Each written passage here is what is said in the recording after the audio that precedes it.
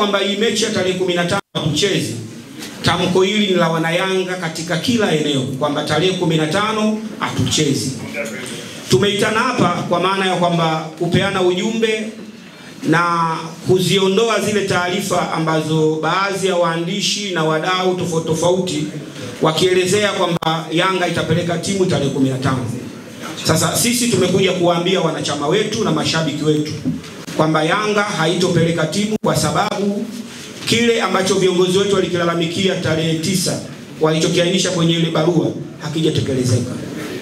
Na sisi kama wanachama tuna mamlaka ya kuzungumza kwa sababu tumeona lile jambo halijafanyika.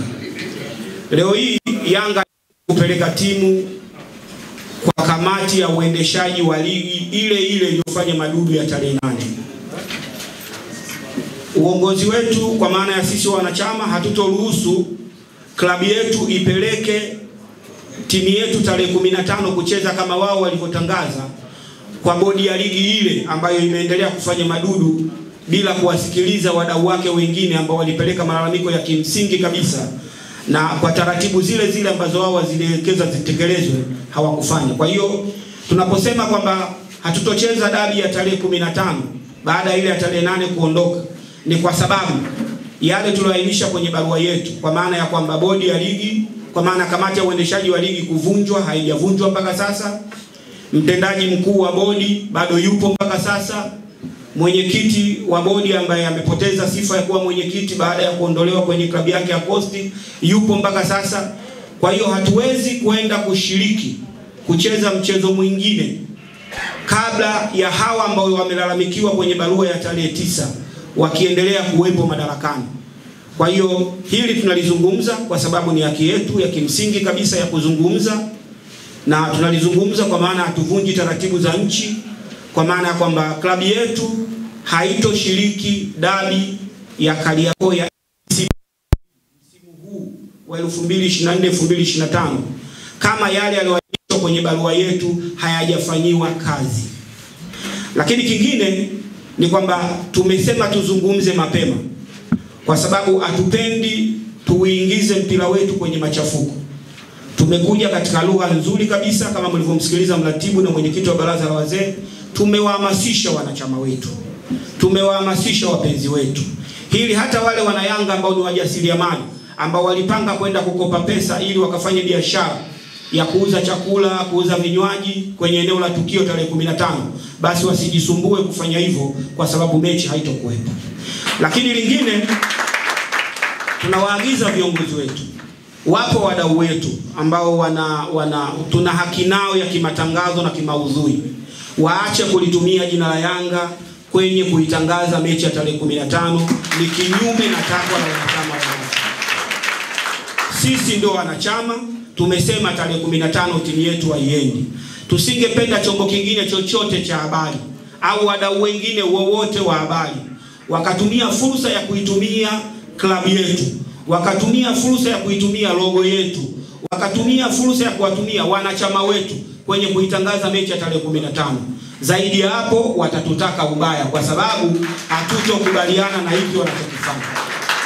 Kwa hiyo tumewalai katika lugha nyepesi kabisa, kama waelewa waelewe, lakini kama si waelewa tutawaelewesha nini maana ya kufuata taratibu na kutumia logo yetu au kutumia jina letu au wanachama wetu kinyume na utaratibu ambao sisi wenye klabu tumeutabanisha kwa umma.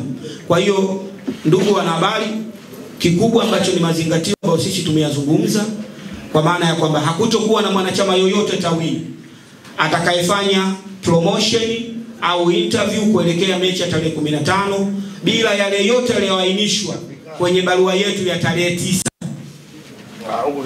mwezi wa 3 yawe yamepatiwa majibu, na ili haki isimame na mpira uchezwe, kwamba hatutokubali kufanya jambo lolote la kimpira la dabi. Ili tuliliweka wazi, na ndio maana ligi mechi tumeshiriki, tunajiandaa sasa hizi na mazoezi kwa ajili ya mechi tarehe 18, kwa sababu lazima tarehe 15, 16 timu isafiri kuelekea Mbeya. Tutakuja kuhitimisha ligi yetu tarehe 22 dhidi ya Dodoma Jiji. Baada hapo tunakwenda kwenye finali ya FA ambayo tutapangiwa uwanja na tarehe husika. Kwa hiyo wanayanga, tujipange katika hayo matukio matatu yaliyobaki mbele yetu. Tukio la tarehe 15 halitokuwa na mabadiliko kama yale tuliyoainisha kwenye barua hayajafanyiwa kazi abadan. Asante. Ile hatuchezi mechi, hatuchezi. Sasa baada ya kauli hii kwamba hili ndio tamko la Dar es Salaam, na tunaamini mikoa mingine ambayo wamenitumia salamu, nimepokea salamu kutoka Mwanza, Mbeya na mikoa mingine kwamba wanaungana na Dar es Salaam kwamba hatuchezi mechi ya tarehe 15. Na mimi niendelee kuwasihi viongozi wetu wa mikoa mbalimbali wawaambie mashabiki na wanachama wapenzi na wetu wa Yanga wasijisumbue kuja Dar es Salaam, kwani mechi ya tarehe 15 haipo. Tumemwambia mtendaji mkuu wa klabu awaambie maafisa wake asije akafanya mtu kikao chochote kinachohusu mechi ya tarehe 15. Na viongozi wa kamati ya utendaji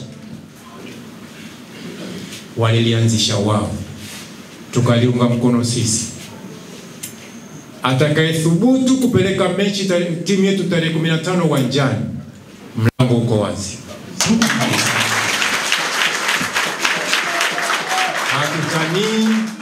Hatutani wala tufanye maigizo. Tuko tayari kwa adhabu yoyote watakayoona inafaa kwetu. Kwa kiongozi anayeona kwamba tarehe 15 apeleke mechi, tunawaambia kuanzia engineer mpaka wa mwisho, mlango uko wazi, atuachie klabu. Sasa ili ithibitishe kwamba haya si maneno yangu peke yangu kama mratibu, ni maneno ya wanayanga wote wa Dar es Salaam, viongozi wa matawi. Jamaa, tunacheza hatuchezi.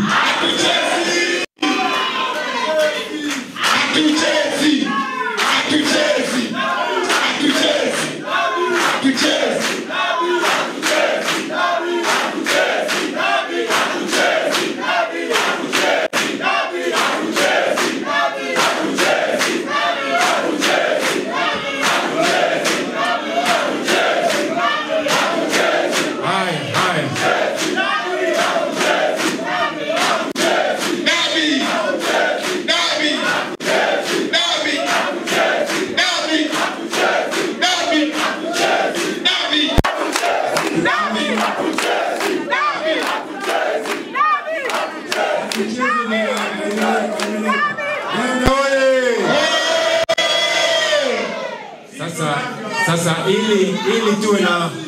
ili tuwe na demokrasia nzuri, ili tuwe na demokrasia nzuri kwenye vikao vyetu, kama kuna mwanahabari yoyote ambaye anataka kuuliza swali lolote kuhusu mechi ya dabi, tuko tayari.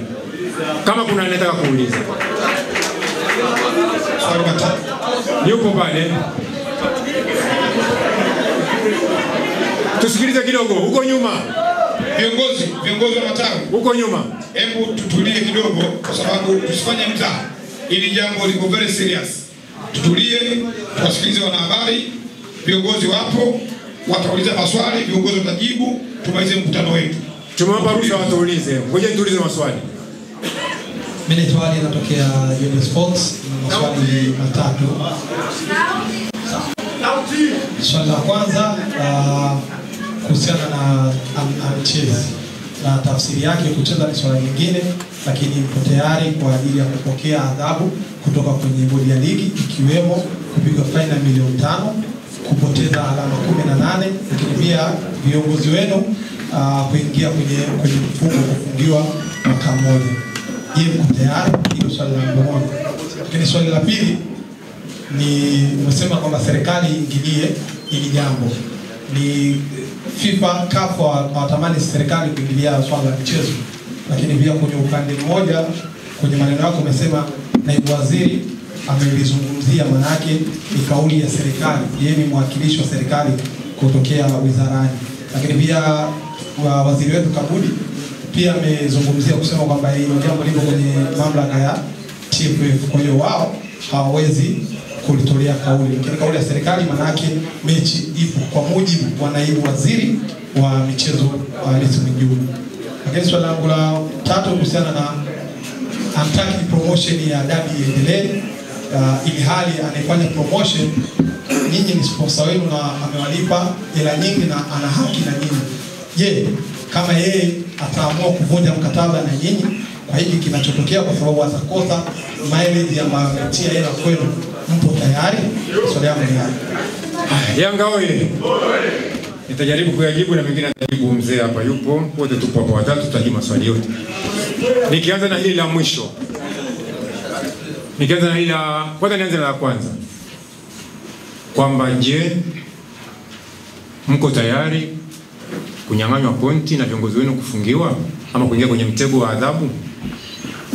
Kwanza niwaombe na niwathibitishie Watanzania na Wanayanga. Nimesema tuko tayari kwa adhabu yoyote ambayo itaonekana sisi tunastahili kupewa adhabu. Siamini kwamba kuuliza ama kukataa kucheza mechi kwa kutaka kupata ufafanuzi kwamba kanuni gani ilitumika kuahirisha mechi itakuwa ni kosa. Siamini. Watu waeleze walitumia kanuni gani kuahirisha mechi. Lakini wamekuja kutuambia kwamba walikuta na viashirio vya rushwa na uvunjifu wa amani. Watu waeleze majibu ya hivyo, kwamba rushwa ilikuwaje, nani ametumiwa na rushwa, nani alikamatwa na rushwa, uvunjifu wa amani jeshi la polisi linasemaje, kulikuwa na uvunjifu wa amani wa namna gani, ili tuende kwenye dabi ambayo itakuwa haina makando mengine. Kama hawajatujibu, tuko tayari kwa adhabu yoyote. Lakini wahakikishie Watanzania na Wanayanga, pointi ambazo tumezitafuta kwa jasho letu kwenye viwanja, wachezaji wote wamevuja jasho, haitapotea pointi yetu hata moja. Hili hatulisemi kwa kubahatisha. Tunasema pointi za Yanga ambazo tuna pointi 73 sasa hivi. Wachezaji wetu wamevuja jasho uwanjani, wanachama wametembea mikoa mbalimbali kwa kutumia gharama zao kwenda kuisupport timu yetu. Hakuna pointi yetu ya Yanga itakayonyang'anywa hata moja. Kama kamati ya mnaji walivyoeleza, tutaidai haki yetu kwa njia yoyote ile. Swala la viongozi kufungiwa ndio hivyo. Kwamba viongozi wetu kudai kwamba tunataka tupewe ufafanuzi wa hiki, sidhani kama ni kosa la kuwafungia viongozi. Sidhani. Kwa hiyo hatuna wasiwasi na hilo. Lakini pia kama wataona wawafungie, TFF sio wa mwisho. Lakini swala la naibu waziri. Naibu waziri tumesema kama alivyosema Rais Profesa, la mpira liko kwenye mamlaka ya mpira. Yeye alikuwa na haja gani ya kusema kwamba dabi ipo? Sio kazi yake. Sio kazi yake. Mbona mwenzake alisema kwamba swala hili liko kwenye mamlaka ya mpira? Unasemaje kwamba lazima mechi ichezwe tena uwanja wa Benjamin? Nani kauchagua uwanja wa Benjamin? Yanga tuna uwanja mawili. Baada ya Benjamin kufungiwa tuna uwanja wa KMC. Kama Yanga tunataka kupeleka KMC na tupelekaje hiyo Benjamin? Kwa hiyo tunamwambia naibu waziri ameingia kwenye vitu ambavyo sio vyake. Angeiga mfano wa mwenzake bosi wake.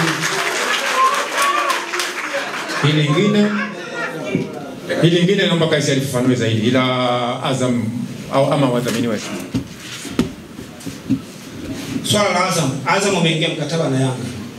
Mkataba ni wa pande mbili, baina ya wao na sisi. Azam watupi hela kama zawadi. Yeye ni mnufaika na sisi ni wanufaika. Tulichokieleza kuelekea mechi ya tarehe 15. Sehemu ya kwanza kwa maana ya Yanga. Tunapozungumzia Yanga ni sisi wanachama. Sisi tushasema hatuchezi. Mwenza wetu anapokwenda kuitangaza hii mechi ni kuingia kwenye wizi ambao sisi tusingependa ipate hiyo kashfa kama alioipata kwenye mechi iliyopita. Kwa maana ya kwamba yeye anafanya promotion, watu watalipia kisunguzi chao ili waangalie hiyo mechi, si ndivyo? Wanayanga tumesema tuangalie, tumelipia cha shilingi 7,000 kwa ajili ya sinema zetu. Shida iko wapi? Kwa hiyo sisi tulichozungumza ni kwamba hii mechi ya tarehe 15 sisi tulioingia naye mkataba kama Young Africans, wanachama ambao ni wamiliki halali wa hii klabu, hatuchezi. Anafanya promotion na nani? Anamtangazia nani?